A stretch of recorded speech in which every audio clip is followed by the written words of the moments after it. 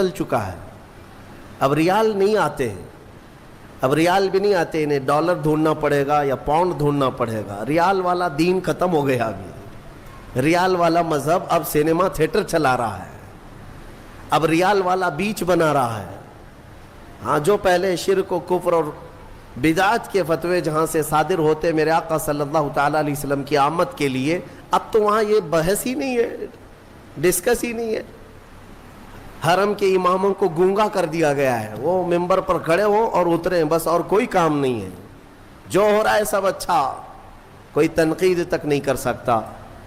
تو آج وہاں کی پرورش سے پلے ہوئے بہت سارے لوگ جو یہاں پر منڈلاتے رہتے تھے, تو ابھی جو انکم سورسز بند ہو گئے, تو اب وہ شرک اور بدعت کے فتوے بھی بند ہو جائیں گے انشاءاللہ. اور کل بھی اہل سنت و جماعت یہی کہتے تھے کہ میلاد منانا میرے آقا صلی اللہ تعالیٰ علیہ وسلم کی یقیناً مستحب ہے, مستحسن ہے, ثواب کا کام ہے. جسے حضور کی آمد کی خوشی ہو وہ کرے گا, بالکل کرے گا. اور ایک اہم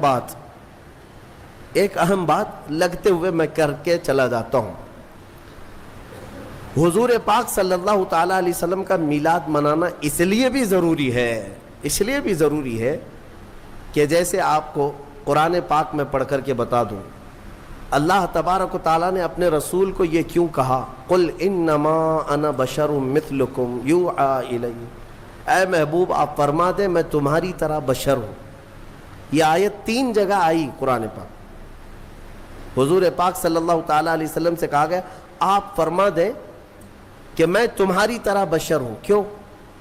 اور اتنا ٹکڑا لے کر کے بہت سارے وہ کہتے ہیں دیکھو رسول ہماری طرح کے بشر ہیں, رسول ہماری طرح کے بشر ہے. یہ کبھی کتے کو جا کر نہیں کہتے کہ دیکھ کتا تو بھی میری طرح ہے, تیری بھی ایک ناک ہے میری بھی ایک ہی ناک ہے, تیرے بھی 2 کان ہیں میرے بھی 2 کان ہیں. برابری کا مطلب صرف ظاہر کو دیکھنا نہیں ہوتا. حضور پاک صلی اللہ تعالیٰ علیہ وسلم کو جو یہ حکم ہوا کہ آپ فرما دیں کہ میں تمہاری طرح بشر ہوں, اس کی وجہ کیا ہے کہ رسول پاک صلی اللہ علیہ وسلم کے کچھ معجزات ایسے تھے, معجزات جسے دیکھ کر کے عام انسان خدا نہ سمجھ لیں. جیسے عیسیٰ علیہ السلام دنیا میں جو آئے بغیر باپ کے آئے, ان کی ماں حضرت بی بی مریم کو کسی مرد نے چھوا تک نہیں پوری زندگی بھر, اس طرح ان کی پیدائش ہوئی. تو ان کی چاہنے والے محبت میں اتنا غلو کر گئے کہ عیسیٰ علیہ السلام کو خدا ہی سمجھنے لگ گئے یا خدا کا بیٹا کہنے لگ گئے. عزیر علیہ السلام کی بات میں نے کہا ابھی 2 دن پہلے تفسیر میں سنا آپ نے, 100 سال اللہ نے ان کو سلایا, پھر اٹھایا, پھر وہ واپس اپنی قوم میں آئے. تو یہودیوں نے جب دیکھا کہ 100 سال کے بعد بھی جوان ہے تو یہ اللہ کا بیٹا ہے, تو عجیب و غریب چیزوں کو دیکھ کر کے قوم کبھی کیا کرتی, الگ الگ عقیدے بنا لیتی ہے. میاں وہ تو عیسیٰ علیہ السلام کا ایک معجزہ ہے, عزیر علیہ السلام کا ایک معجزہ ہے, یہاں میرے رسول کے تو پل پل معجزے ہیں, ہاں ہر گھڑی معجزے. تو یہ سارے معجزوں کو دیکھ کر کے کوئی یہ نہ کہے یہ رسول کیسا ہے, اس کی چاند پہ بھی چلتی ہے سورج پہ بھی چلتی ہے, چاند کو کہے تو پھٹ جائے, سورج کو کہے تو ڈوبنے کے بعد نکل آئے, تو یہ خدا تو نہیں ہے. تو اللہ تعالیٰ نے حکم کیا فرمایا, آئے محبوب آپ فرما دیں کہ میں تمہاری طرح بشر ہوں. یہ بات میں اس لیے عرض کر رہا ہوں کہ سنیوں یہ بات ہمیشہ کان کھول کر کے سن لینا کہ اللہ رب العزت کے ساتھ کبھی بھی ہم رسول کو شریک نہیں کر سکتے, نہ ہی نبی کا درجہ خدا تک بڑھائیں گے, کبھی نہیں. اللہ اللہ ہے, ہاں رسول پاک اس کے محبوب ہیں, خدا نہیں ہو سکتے, خدا نہیں ہو سکتے.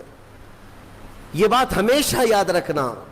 اور جو لوگ تم کو یہ الزام لگاتے ہیں کہ تم نبی کو خدا کے برابر کہتے ہو, خدا کے برابر تم نبی کو بنا لیتے ہو, یعنی جیسے اللہ کو مانتے ہو ویسے رسول کو بھی مانتے ہو, دونوں کو برابر مانتے ہو, ان کے لیے یہ جواب ہے کہ ہم میلاد مناتے ہیں. کیوں؟ میلاد اس کی منائی جاتی ہے جو پیدا ہوتا ہے, اور رسول پیدا ہوئے, خدا کی کبھی میلاد منائی کیوں؟ خدا کبھی پیدا نہیں ہوا. لم یلد ولم یولد ہمارا عقیدہ ہے، نہ وہ پیدا ہوا ہے کسی سے اور نہ اس سے کوئی پیدا ہوگا. خدا کی ولادت کا دین نہیں آ سکتا، نہ ہی اس کا میلاد ہو سکتا ہے. رسول کا میلاد سنی منا کر یہ بتاتے ہیں کہ رسول پیدا ہوئے ہیں اور ہم رسول کو خدا کے برابر نہیں مانتے. یہ میلاد بھی جو ہے شرک کو ختم کرنے کا ذریعہ ہے، شرک کو ختم کرنے کا ذریعہ ہے کہ کہیں کوئی انجانے میں یہ نہ سمجھ لے کہ رسول بھی خدا کے برابر ہے. نہیں، ہم بار بار میلاد منا کے بتائیں گے رسول پیدا ہوئے تھے اور خدا پیدا نہیں ہوتا. آخر میں اتنا ہی کہوں گا، میں مانتا ہوں اے عقل والو، میرا محمد خدا نہیں ہے، مگر دلوں میں یہ نقش کر لو کہ وہ خدا سے جدا نہیں ہے. یہ عقیدہ ہے. بہرحال سورہ مائدہ کی کچھ آیتیں آپ کے سامنے عرض کر دیتا ہوں. سورہ مائدہ میں اہم آیت ہے.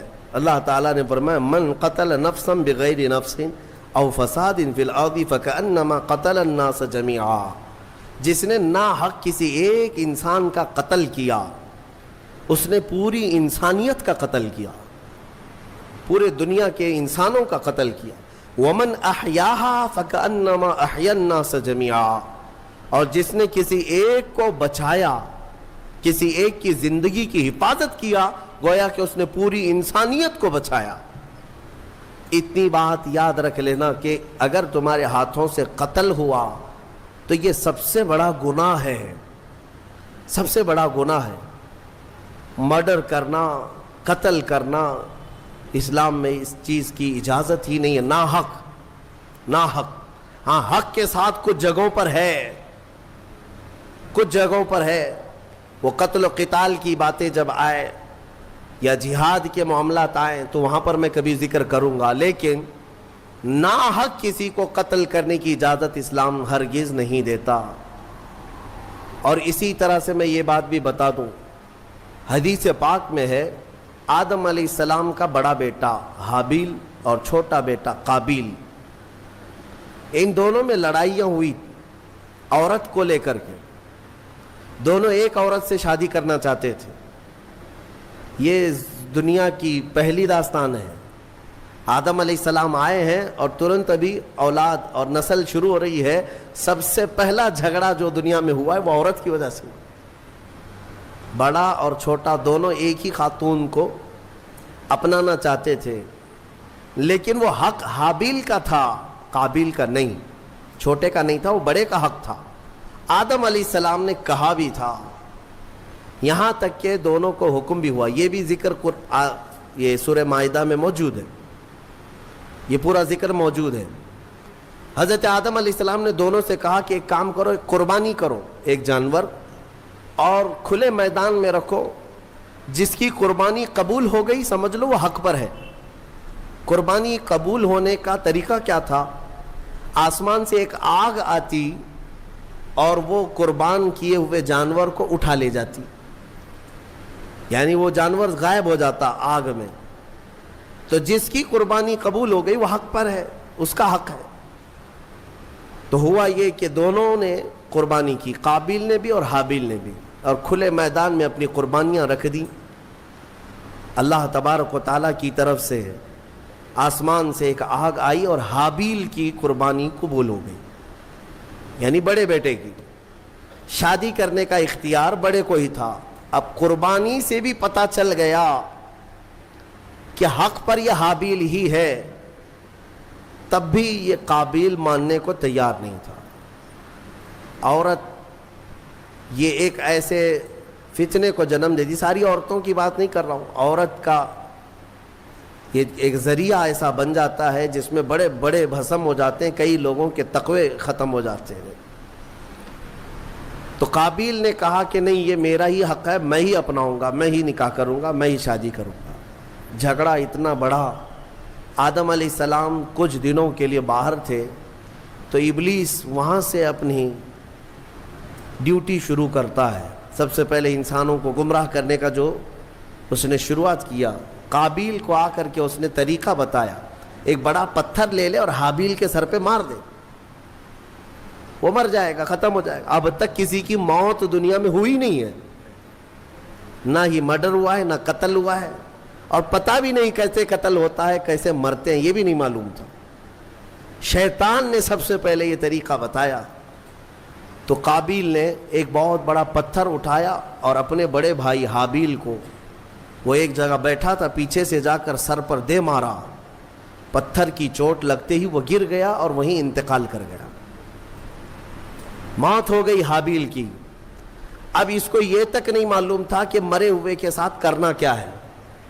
قرآن کہتا ہے فَبَعَثَ اللَّهُ غُرَابًا يَبْحَثُ فِي الْأَرْضِ لِيُرِيَهُ كَيْفَ يُوَارِي سَوْءَةَ أَخِيهِ، اللہ نے کوے کو بھیجا۔ دو کوے لڑتے لڑتے آئے اور ایک دوسرے کو ٹھونگ مار رہا تھا۔ مارتے مارتے ایک کوے نے دوسرے کو گرا دیا، دوسرا مر گیا۔ یہ قابیل بیٹھا دیکھ رہا تھا کووں کے جھگڑے کو، اور اپنے بھائی کو بھی دیکھ رہا تھا کہ وہ مری ہوئی ایک لاش ہے، کیا کیا جائے۔ تو کووں کو سامنے اس نے دیکھا، لڑتے لڑتے ایک کوا مر گیا، دوسرے نے کیا کیا، کوے نے جلدی سے اپنے پیروں سے تھوڑی سی مٹی ہٹائی زمین کی، اور دوسرے کوے کو گڑھے میں داخل کر دیا اور پھر اس پر مٹی پھیر دیا۔ یہ طریقہ دیکھ کر کے قابیل نے پھر اپنے بھائی کو دفن کرنے کا طریقہ سیکھا۔ قرآن کہتا ہے پھر اس نے اپنے بھائی کو دفن کیا۔ یہ سب سے پہلا قتل دنیا میں ہوا ہے، سب سے پہلا مرڈر ہوا ہے، اور سب سے پہلی موت۔ اب حدیث رسول میں تمہیں سنانا چاہتا ہوں۔ میرے آقا صلی اللہ تعالیٰ علیہ وسلم ارشاد فرماتے ہیں قیامت تک جتنے بھی قتل ہوں گے، قتل کرنے والے کو تو گناہ ہے ہی، لیکن ہر قتل کا گناہ قابیل کو دیا جائے گا۔ ہر قتل کا گناہ قابیل کو ہوگا، کیونکہ دنیا میں سب سے پہلا گناہ قتل والا اس نے شروع کیا۔ اسی لیے اس سے ریلیٹڈ ایک حدیث پاک بھی میں آپ کے سامنے نظر کر دوں۔ رسول مختار صلی اللہ تعالیٰ علیہ وسلم ارشاد فرماتے من سن سنتا حسنتا فلہ اجرہا واجر من عمل بہا، جس نے کوئی نیا طریقہ ایجاد کیا، اللہ تعالیٰ اس ایجاد کرنے کا ثواب بھی اسے دے گا، اور جتنے عمل کرتے رہیں گے ان سب کا بھی ثواب اسے دیا جائے گا، اور عمل کرنے والوں کے ثواب میں کوئی کمی نہیں ہوگی، ان کو سب کو ملتا رہے گا، لیکن جس نے شروع کیا اس کو بھی ملے گا، اس کو سب کے برابر ملے گا۔ وَمَن سَنَّ سُنَّةً سَيِّئَةً فَلَهُ وِزْرُهَا وَوِزْرُ مَنْ عَمِلَ بِهَا، اور میرے آقا صلی اللہ علیہ وسلم فرماتے ہیں جس نے کوئی برا طریقہ اختیار کیا، ایجاد کیا، تو اس برا کرنے کا گناہ تو ہے ہی، لیکن اس کا دیکھا دیکھی جتنے لوگ گناہ کرتے جائیں گے ان سب کا گناہ بھی اس ایجاد کرنے والے کو دیا جائے گا۔ سوچو اے نوجوانوں، کئی لوگ ایسے ہیں جو نت نئے کام شروع کرتے ہیں اور اس کے بعد پورے نوجوان اس کی پیروی میں لگ جاتے ہیں۔ تم کیا سمجھتے ہو کہ آج تم بے ستر ہو کر کے گھومنے لگے، کپڑے پھاڑ کر کے ستر دکھا کر کے گھومنے لگے، تو تم تو یہ سوچتے ہو یہ فیشن ہے، لیکن تمہیں اندازہ نہیں کتنے بچے اس کی نقل کرتے ہیں۔ تمہیں دیکھ دیکھ کر کے جتنے بچے نقل کریں گے، جتنے حرام کرتے رہیں گے، ان سب کے حرام کا گناہ تمہارے سر پر آئے گا۔ شروعات تم نے کی ہے، شروعات جس گناہ کی بھی تم کرو گے اس کا گناہ بہت طویل ہے۔ اسی طرح سے کچھ لوگ ہنسی مذاق میں کچھ ایسے کاموں کی ابتدا کر جاتے ہیں جو ہمیشہ ہمیش کے لیے لوگ اس کی تقلید کرتے رہتے ہیں اور اس کے پیچھے چلتے رہتے ہیں۔ یہ گناہ ہے، اور اس گناہ کا وبال اور اس کا پورا بوجھ شروع کرنے والے پر ہوتا رہے گا۔ اس لیے میرے عزیزو، خدا را کبھی اپنی طرف سے کوئی ایسا برا کام مت ایجاد کرنا کہ جو کنٹینیو ہو جائے اور پھر تمہاری نقل کرتے کرتے ہزاروں نہیں لاکھوں لوگ اس گناہ میں مبتلا ہو جائے۔ ہو سکے تو کوئی ایسا نیک کام شروع کر کے جاؤ، کوئی ایک نیک کام شروع کر کے جاؤ کہ جتنے وہ کام کرتے جائیں گے وہ سب کا ثواب تمہیں ملتا رہے گا۔